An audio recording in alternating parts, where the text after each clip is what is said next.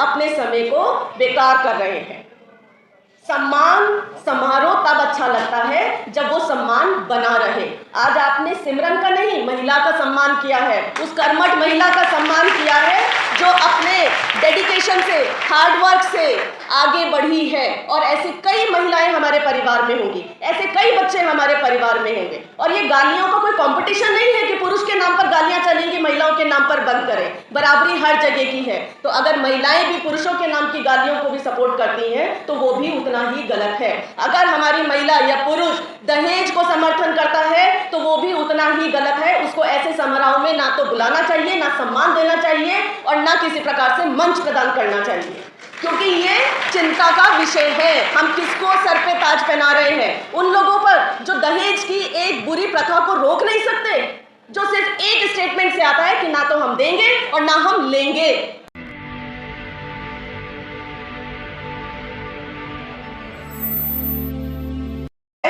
और जब हम जय भीम बोलते हैं तो जय भीम से ये हॉल तो गूंजना चाहिए, ये साउथ दिल्ली तो गूंजनी चाहिए। क्या आप साथ देंगे?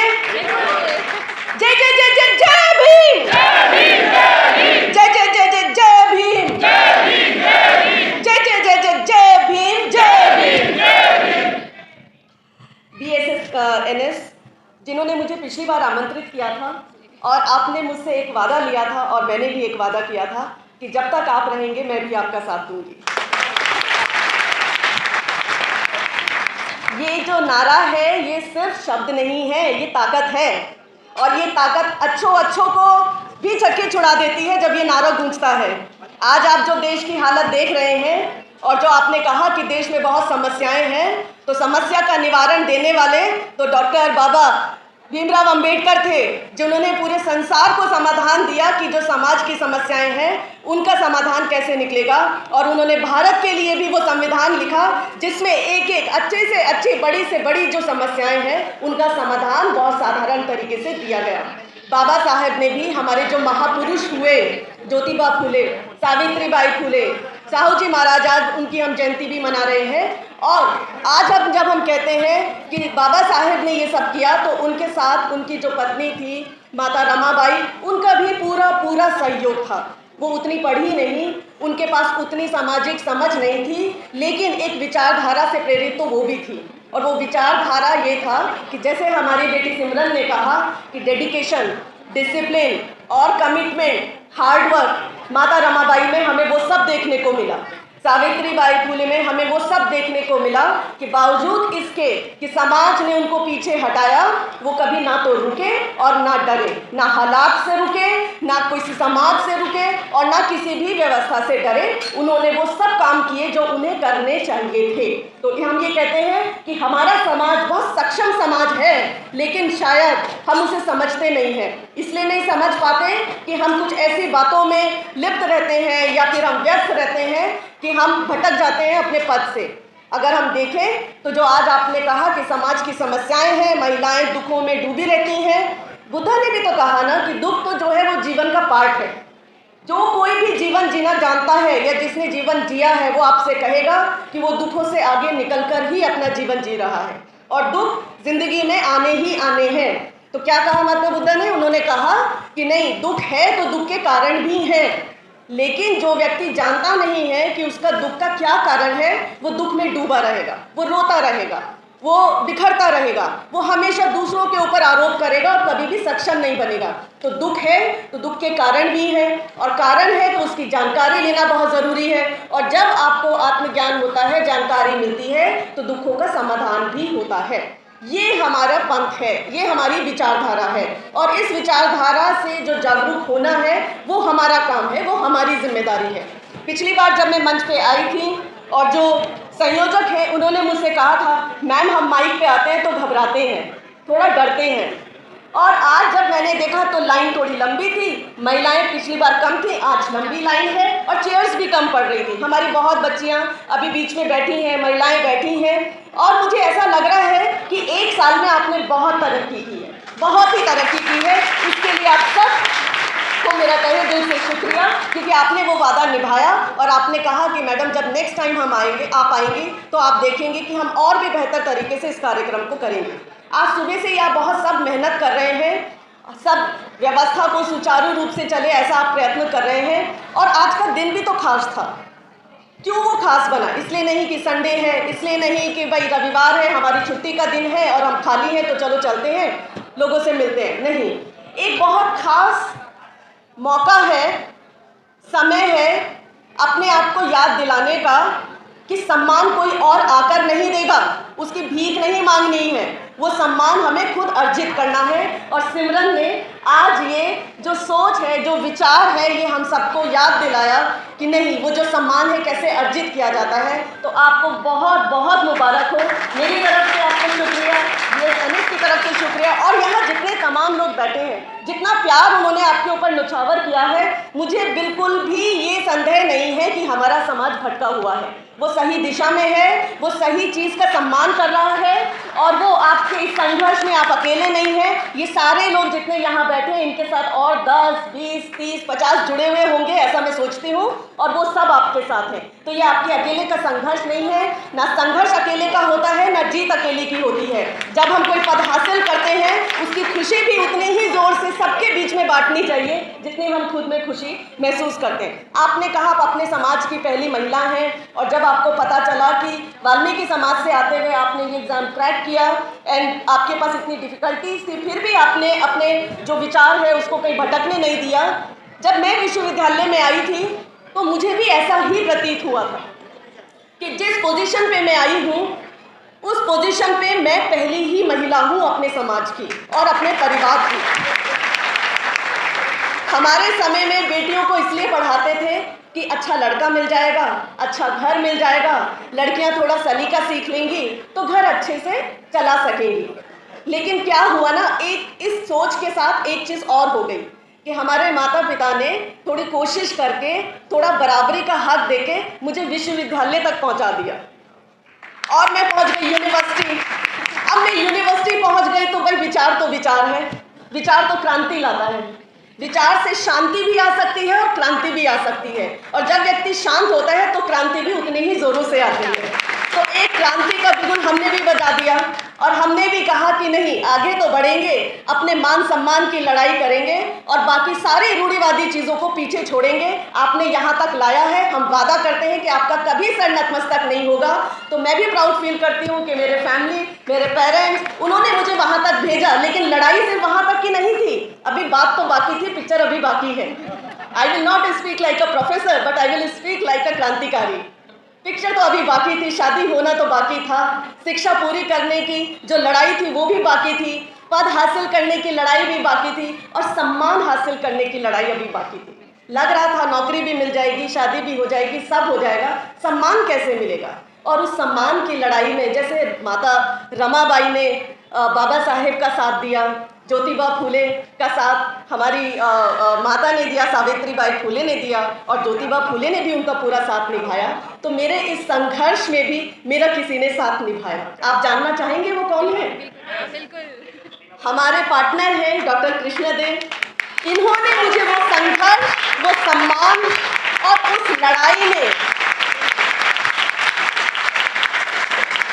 आगे बढ़ने की जो शक्ति दी, और उस शक्ति की वजह से कि आपका जीवन सिर्फ आपका जीवन है, ये आपको तय करना है कि आपकी क्या दिशा है, आपको क्या करना है जीवन में, इसका निर्णय कोई और नहीं ले सकता। लेकिन अगर आपको सहयोग की ज़रूरत है तो उस सहयोग के लिए आपके पास हम सब हैं, परिवार है। ये जब इस तरीके की आज़ादी मिलती है ना, तो फिर महिलाओं का आप देखिए कि वो कितना आगे तक बढ़ सकती हैं। क्योंकि आपने कहा डिसिप्लिन, बचपन से महिलाओं को डिसिप्लिन सिखाया जाता है, बचपन से महिलाओं को, बच्चियों को कमिटमेंट सिखाया जाता है, बचपन से उन्हें हार्डवर्क सिखाया जाता है, लेकिन आज़ादी के लिए, सम्मान के लिए अकेले चलना, अपना डिसीजन लेना नहीं सिखाया जाता। और ये जब किसी की सोच बन जाती है, ऐसा कोई व्यक्ति आपके जीवन में आता है जो इस सोच को पैदा करता है, तो फिर वो एक नई किस्म की जर्नी होती है। इसलिए हमें ऐसे समाज का निर्माण करना है जहां हमारे माता पिता, हमारे भाई बहन, हमारे जो पार्टनर्स हैं, पति हैं, पत्नी हैं, वो कम से कम डिसीजन मेकिंग की आज़ादी दें। जिस दिन महिला, पुरुष, बच्चे, बुजुर्ग अपने डिसीजन ले पाएंगे, वो समाज कभी भी पीछे नहीं आएगा, वो आगे ही बढ़ता चला जाएगा, निरंतर आगे ही बढ़ेगा। लेकिन वो डिसीजन कैसा हो? वो डिसीजन होना चाहिए सही, मौलिक तौर पर भी क्या कहा बाबा साहब ने, सब कुछ मिल जाएगा, आज़ादी भी मिलेगी। हम आज़ादी की लड़ाई लड़ रहे थे और जब संविधान की जो आखिरी जो सभा थी उसमें उन्होंने क्या कहा कि मेरी दुविधा है, हम दो तरीके के जो हालात हैं उससे जूझ रहे होंगे। वो क्या हालात हैं कि राजनीतिक तौर पर तो हमें आज़ादी मिल रही है लेकिन सामाजिक तौर पर हम गुलाम बने रहेंगे, क्योंकि ये समाज बटा हुआ है और बटा हुआ नहीं है, इसमें ऊंच नीच की भावना भी निहित है। जब तक ये ऊंच नीच की भावना नहीं जाएगी, जब तक हमारे नेता, हमारे लीडर्स, हमारे जो सामाजिक सुधारक हैं, जब तक वो इसकी लड़ाई नहीं लड़ेंगे, तब तक ये समाज जो गैर बराबरी का समाज है या फिर उसमें गैर बराबरी जैसी समस्याएं हैं उससे हम वंचित ही रहेंगे, उस बराबरी से, और उसमें हम आगे नहीं आ पाएंगे। तो उनकी जो दुविधा है वो यही थी कि क्या वो बराबरी आ पाएगी।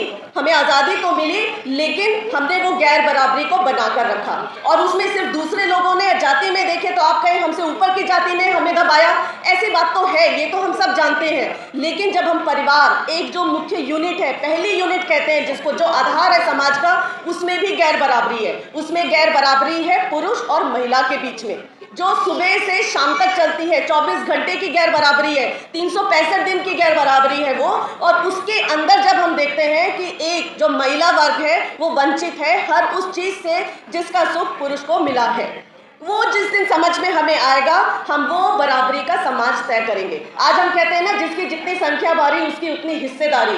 तो संख्या में जब हम गिन रहे हैं तो हम बहुत ज़्यादा हैं, लेकिन जब हम देख रहे हैं कि हम आगे क्यों नहीं हमें अवसर मिल पा रहे हैं, तो उसकी जड़ परिवार के अंदर है, वो व्यक्ति के अंदर है, जो व्यक्ति घर का मुखिया है। और मुखिया कौन है? जो डिसीजन ले रहा है, जो पूरे परिवार के लिए कि परिवार का किस दिशा में आगे बढ़ना है, जो वो डिसीजन लेता है, उस मुखिया की जिम्मेदारी तय होनी चाहिए। चाहे वो पुरुष हो, चाहे वो महिला हो, या कोई भी ऐसा व्यक्ति जो परिवार का भरण पोषण कर रहा है या उसके वजह से परिवार चल रहा है। क्योंकि गैर जिम्मेदाराना तरीके से अगर हम अपने परिवार को चला रहे हैं तो वो परिवार कभी भी सुखी नहीं हो सकता, उस परिवार से कभी भी दुख नहीं जाएंगे, वो परिवार समाज के कभी काम नहीं आ सकता, वो समाज कभी भी बराबरी की बात नहीं कर सकता।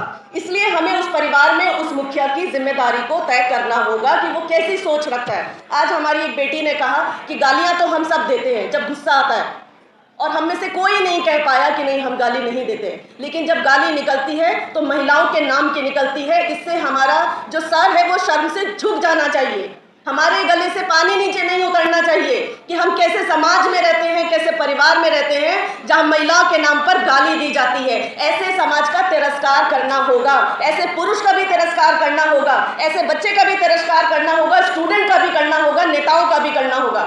हमारी बेटियां परचम लहरा रही हैं, देश विदेश में एथलीट्स बन रही हैं, स्पोर्ट्स में जा रही हैं, लॉयर यहाँ पे मंच पे बैठी हैं, आकाशवाणी की वक्ता यहाँ मंच पर बैठी हैं, आईपीएस और आईएएस बनने का सपना और वादा करके जाने वाली सिमरन यहाँ बैठी हैं, गायत्री, दीपा जैसी बच्चियाँ हमारे साथ बैठी हैं, और फिर भी हम बराबरी की बात नहीं कर रहे हैं, फिर भी हम सभ्य समाज की बात नहीं कर रहे हैं। तो इसका मतलब ये है कि हम सिर्फ अपने समय को बेकार कर रहे हैं। सम्मान समारोह तब अच्छा लगता है जब वो सम्मान बना रहे। आज आपने सिमरन का नहीं, महिला का सम्मान किया है, उस कर्मठ महिला का सम्मान किया है जो अपने डेडिकेशन से, हार्डवर्क से आगे बढ़ी है। और ऐसी कई महिलाएं हमारे परिवार में होंगी, ऐसे कई बच्चे हमारे परिवार में होंगे। और ये गालियों का कोई कंपटीशन नहीं है कि पुरुष के नाम पर गालियां चलेंगी, महिलाओं के नाम पर बंद करें। बराबरी हर जगह की है। तो अगर महिलाएं भी पुरुषों के नाम की गालियों को भी सपोर्ट करती हैं तो वो भी उतना ही गलत है। अगर हमारी महिला या पुरुष दहेज को समर्थन करता है तो वो भी उतना ही गलत है। उसको ऐसे समारोह में ना तो बुलाना चाहिए, ना सम्मान देना चाहिए, और ना किसी प्रकार से मंच प्रदान करना चाहिए, क्योंकि ये चिंता का विषय है। हम किसको सर पे ताज पहना रहे हैं? उन लोगों पर जो दहेज की एक बुरी प्रथा को रोक नहीं सकते, जो सिर्फ एक स्टेटमेंट से आता है कि ना तो हम देंगे और ना हम लेंगे। अगर हम आज ये प्रण नहीं कर सकते क्योंकि हमने वहीं से वंचित कर दिया महिला को, हमने सोच दिया उसको वॉशिंग मशीन दे दो, उसको हीटर दे दो, उसको कूलर दे दो, उसको ये दे दो, और वो उसी में घुसी रहेगी। तो हम बाजार के हाथों सौंप रहे हैं आने वाले दंपत्ति को। हम उनके विचारों की बात नहीं कर रहे। कुछ देना है तो दर्जन भर किताबें दे देना दहेज के नाम पर, स्कॉलरशिप कर देना, अच्छी अच्छी लाइब्रेरी का टूर उनको हनीमून के नाम पर दे देना। वो जाएंगे, लाइब्रेरी देखेंगे, दुनिया की बहुत अच्छी अच्छी लाइब्रेरीज हैं। कुछ देना ही है तो ये सब करना। और जो व्यर्थ का हम जो खर्चा करते हैं शादियों में, वो भी बंद होना चाहिए, वो भी बंद होना चाहिए। 2 रोटी खानी है सही तरीके से खानी है, बच्चों को आशीर्वाद देना है, दंपति को आशीर्वाद देना है और सही राह पर दिखाना है। अगर उसमें फुहड़ता है तो वो शादी नहीं है, वो गंदा समारोह है। उस समारोह को रिजेक्ट करना चाहिए हमें। ऐसा कोई व्यक्ति अगर यहाँ अगली बार मंच पे आए तो उसे मन से उतार देना चाहिए। प्रोफेसर को बुलाया है तो I will speak like a professor only. बड़ी मेहनत से बनी हूं मैं, तो बातें भी वैसे ही करूंगी जो कड़वी लगेगी, और कड़वी दवा में ही इलाज होता है। खाते हो ना नीम की पत्तियां, करेला, सब वीडियो देख देख कर, तो विचार भी कड़वे ही ऐसे ही मिलेगी डोज, तब जाके कुछ बात बनेगी। आज का रजिस्ट्रेशन आपने किया होगा तो आज एक प्रतिज्ञा यहाँ से आप बहुत जी दिलवा कर भेजेंगे सबको, नहीं तो फिर अगली बार सोचना पड़ेगा किन के बीच में जा रहे हैं। गंदगी के बीच में कोई जाना पसंद नहीं करता। अगर हमने अपना जीवन साफ सुथरा बनाया और हम महिलाएं यहाँ बैठ के मंच संभाल रही हैं और आप वहाँ बैठ के गप्पे मारेंगे, हंसेंगे, ठहाके मारेंगे, तो ये सम्मान नहीं, ये अपमान है। अगर आप अपने जीवन के 5 मिनट नहीं निकाल सकते किसी के सम्मान में, अपनी इंद्रियों को कंट्रोल नहीं कर सकते, तो फिर आप व्यक्ति नहीं है। आजकल दिल्ली में बंदरों का बड़ा आतंक है, इधर से उधर उछल रहे हैं। उनका इलाज भी करेगी सरकार, पकड़ के अंदर डालेगी। स्ट्रीट डॉग्स को भी अंदर डाला जा रहा है। तो ये समझने वाली बात है, जिसके घर में डिसिप्लिन नहीं होता वो बाहर भी डिसिप्लिन नहीं रख सकता, और बिना डिसिप्लिन के कुछ हासिल नहीं होगा। हमारे मनोज भाई ने जो आज कहा कि मैंने दान नहीं दिया है, उनकी भावना आप देखिए। सबकी मेहनत का पैसा है, रिसोर्सेज की कमी नहीं है, पद की कमी नहीं है, लेकिन भावना की कमी है। जिस दिन वो भावना जग जाएगी, ये समाज सारे रिसोर्सेज से लिप्त है। सबके घरों में आज बाबा साहब की वजह से, उस सोच की वजह से, उन्होंने वो क्रांति नहीं की होती शिक्षा की, तो हम सब यहाँ नहीं बैठे होते, चाहे महिला है या पुरुष है या कोई भी है। वो उन्होंने दिया। आज अगर हमारे पास रिसोर्सेज हैं तो उनको सही डायरेक्शन में यूज करें, चैनलाइज करें उस एनर्जी को, और अपने समाज को सभ्य बनाने के लिए, ताकि लोग कहें कि देखिए वो भी एक समाज है। जिन्होंने ऐसी परिस्थितियों में, जब ऊपर का समाज उनको तिरस्कार कर रहा है, और ये जो ऊपर नीचे की लड़ाई है, इसको खत्म करना होगा कि कोई भी समाज ना तो ऊपर है ना नीचे है, सभ्य जरूर होते हैं समाज। हमको ऐसे समाज का निर्माण करना है, क्योंकि उसी के लिए संगठन बना है ना। अब वो निर्माण कैसे होगा? आपके पास दिन के घंटे तो 24 हैं। 24 में जैसे किसी बहन ने कहा काम खत्म ही नहीं हो रहा है घर में, वो तो जिंदगी भर नहीं होगा, क्योंकि कुछ काम दिए गए और कुछ हमने ओढ़ लिए। घर में सम्मान पाने की लड़ाई चल रही है। अच्छा खाना बनाएंगे तो सम्मान मिलेगा, 4 बार पोछा लगाएंगे तो सम्मान मिलेगा, बेडशीट को 10 बार धोएंगे तो सम्मान मिलेगा। थोड़ी सी जरा अपनी सोच बदल कर देखिए, घर से बाहर निकलेंगे, अच्छी बात बोलेंगे, थोड़ी हिम्मत लाएंगे, गलत को गलत कहेंगे, सही को सही कहेंगे, तो भी उतना ही सम्मान मिलेगा, बल्कि उससे ज़्यादा मिलेगा। अगर हम किसी पब्लिक ट्रांसपोर्ट में जाते हैं, हमारी बच्ची ने कहा कि मैं बाहर निकल नहीं सकती, अपने पसंद के कपड़े नहीं पहन सकती। कपड़ों की तो लड़ाई ही नहीं है ना, लड़ाई तो विचारों की है। बुजुर्ग महिला है, उसके साथ भी बदतमीजी होती है, छोटी सी बच्ची है, उसके साथ भी बदतमीजी होती है, जो बुर्का पहनते हैं उसके साथ भी बदतमीजी होती है, जो घूंघट ओढ़ते हैं उनके साथ भी बदतमीजी होती है। और सरकारी आंकड़े बताते हैं कि 95% जो अपराध हैं सेक्सुअल अब्यूज के, वो घरों में होते हैं। तो किस समाज की बात कर रहे हैं हम लोग? उस समाज की जो अपनी नजर ठीक नहीं रख सकता, जो बच्ची को बच्ची के नजर से नहीं देख सकता, जो किसी अपनी पत्नी को सिर्फ इसलिए पत्नी कह देता है क्योंकि उसके साथ उसने 7 फेरे लगा लिए और उसके साथ वो साथ में बैठी है, उसके अलावा उसकी कोई अपनी कोई इज्जत नहीं है, उसके अलावा उसके अपने कोई सपने नहीं है। हम कहते हैं बच्ची थोड़ा बाहर संभल के जाना। किससे संभलना है? पुरुषों से। तो पुरुषों को अंदर बंद करो, ताले में बंद करो, दिल्ली अपने आप सेफ हो जाएगी। लगा तो 10 बजे का कर्फ्यू पुरुषों पे लगाइए ना। रेप कौन करता है? पुरुष करता है। छेड़ता कौन है? पुरुष छेड़ रहा है, तो 10 बजे उसे घर में बंद करो, अपने आप दिल्ली महिलाओं की हो जाएगी, सेफ हो जाएगी। ड्राइवर, कंडक्टर, उबर, ओला, रैपिडो, सब में महिलाओं को आप भेजो। महिला बोलती है तो सब शांत हो जाते हैं, पुरुष बोलते हैं तो सब बोल रहे हैं। तो कहाँ है डिसिप्लिन? कौन करेगा डिसिप्लिन? जब इतनी पावर है और उसी को घर में बंद करेंगे, उसी को ही आप घूंघट में और 8 मीटर के कपड़े में लपेटने के लिए कहेंगे। जरा आप भी तो 7-8 मीटर कपड़ा लपेट के मंच पे चढ़ के दिखाइए। आप 4 मीटर में काम चला रहे हैं, हम यहाँ 9-9, 10-10 मीटर लपेटे हुए हैं। समय भी लगता है, फिर भी अपनी आवाज को हमने बुलंद किया हुआ है, और आपकी नजर फिर भी खराब है। किसने दी इतनी हिम्मत आपको? तो ये तय करना होगा, ऐसे सवाल पूछने होंगे। जिसकी नजर खराब है उसकी आंख में आंख डाल के पूछना होगा। अगर बसों में कुछ होते देखते हैं तो बोलना होगा, घरों में बोलते हैं तो बाहर भी बोलिए, वरना घर में भी मुंह पे पट्टी लगा के बैठिए, कोई जरूरत नहीं है। और अगर सड़क पे कोई गंदगी देखते हैं, कुछ गलत देखते हैं तो वहां पर भी बोलिए। लड़ाई तो लड़नी होगी, लेकिन वो लड़ाइयां कौन सी हैं? राजनीतिक लड़ाई हम सबको पता है, मीडिया ने भर के बता दिया, लेकिन उससे क्या होगा? अगर समाज ही बिगड़ा हुआ है तो क्या अच्छी राजनीति पैदा हो सकती है? अच्छे लीडर पैदा हो सकते हैं? किसको टिकट देंगे, किसको पदाधिकारी बनाएंगे, किसको नेता चुनेंगे? ऐसे व्यक्ति का चयन भी करना सीखिए। सिर्फ इसलिए नहीं कि क्योंकि वो उसको टिकट मिल गया, क्योंकि वो लीडर है उसको आपने दे दिया। वो कर क्या रहा है समाज के लिए, उसकी जिम्मेदारी क्या है? ऐसे व्यक्ति को आगे बढ़ाना है राजनीतिक तौर पर। आर्थिक नीति को भी तय करना पड़ेगा। अभी मैंने कहा दहेज का खर्चा कम कीजिए, बाजारों में जाना कम कीजिए, थोड़ा सा अपने पैसे को बचाइए, देखिए कि आर्थिक नीति क्या चल रही है। हमारी सरकार की नीति अकेली नीति नहीं हो सकती, पूरे विश्व पे निर्भर करता है। किसी भी एक देश कोई अकेला नहीं चल सकता। तो पूरे विश्व में क्या हो रहा है थोड़ी नजर उस पर भी रखिए, अखबार पढ़िए, किताबें पढ़िए, न्यूज सुनिए और जानिए कि क्या इकोनॉमिक पॉलिसी है। तो पैसे को कहाँ लगाना है, किसमें वो सुरक्षित रहेगा और कहाँ व्यर्थ की बात हो रही है। खर्चे कम कीजिए, ऐसे जो व्यर्थ के खर्चे हैं, ये विचार लाना होगा। ये विचार की क्रांति है। बाबा साहब के पास 2 कपड़े थे, उन्हीं को धोकर पहनते थे और सूट बूट में अच्छे से बैठते थे और संविधान लिख दिया। और हम बाजारों में लाइन लगाए पड़े हैं, त्योहारों पर भीड़ बढ़ा रहे, देखते भी नहीं है आगे कौन है पीछे कौन है, बस भेड़ चाल में चल रहे हैं क्योंकि त्योहार आ गया, सबको पागल होना है, चाहे कोई भी त्योहार क्यों ना हो। इसमें किसी एक धर्म की बात नहीं है, ये बाजार की बात है। और बाजार कोई धार्मिक भेदभाव नहीं करता, बाजार अपनी नीति पे चलता है। बाजार बाजार है, उसको खींचना है आपका धन। तो आप सोचिए ना, आपको कौन परेशान कर रहा है? जब तक पढ़ेंगे नहीं समझ नहीं आएगा। विश्वविद्यालयों की खबरें आपने देख ली और आपने कहा कि विश्वविद्यालयों में लड़कियों को मत भेजो, बच्चों को मत भेजो, वहां तो रोज क्रांति हो रही है। तो विश्वविद्यालयों को खराब किसने किया? बच्चों ने किया, जो पढ़ने गए थे। जो पढ़ने गए थे वो तो नाम रोशन कर रहे हैं, वो नासा में बैठे हैं। एक बच्चे से आज मैंने बात की, उनके लिए भी जोरदार तालियां, उन्होंने नासा में नाम कमाया है। हिंदू कॉलेज में आज एक बच्चे का जो एडमिशन हुआ है उसने नाम कमाया।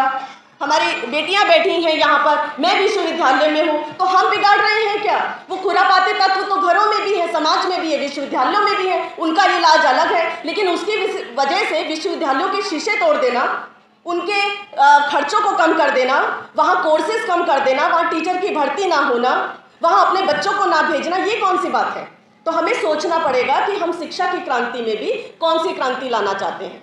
हमें लोग डराएंगे कि शिक्षा हासिल मत करो, मत जाओ विश्वविद्यालयों में, कुछ नहीं होता, ऐसी कोई बात नहीं है, सब विश्वविद्यालयों से पढ़ के ही बैठे हुए। भेजिए, जब तक नहीं भेजेंगे नहीं समझ आएगा।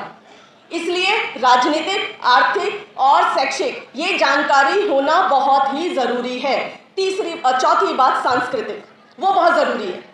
जैसे कि आज हमने शुरुआत की, हमने कहा धर्म जरूरी होता है, लेकिन वो धर्म जो ऊंच नीच की बात करे, चाहे कोई भी धर्म क्यों ना हो, वो धर्म नहीं है, वो अधर्म है। ये हमें तय करना होगा। दूसरी बात, जो पारंपरिक तरीके से रूढ़िवादिता है उसको खत्म करना होगा।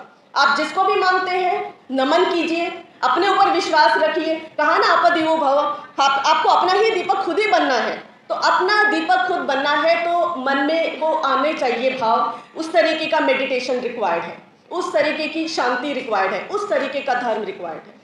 इसलिए वो जो सांस्कृतिक कार्यक्रम भी है उसमें भी देखिए कि क्या आपका अपव्यय तो नहीं हो रहा, क्या बिना बात के आप शोरगुल का पार्ट तो नहीं बन रहे हैं। तो ऐसी चीज़ों से हमें दूर रहना चाहिए जो हमारे घर की व्यवस्था को बिगाड़े, हमारे समाज की व्यवस्था को बिगाड़े और हमारे देश के लिए कुछ ऐसी चीज़ें हमें देखने को मिले जो अच्छी चीज़ें नहीं हैं। हमें देश का निर्माण करना है, हमें बाहर जाके भी नाम कमाना है और अपना देश का नाम कमाना है।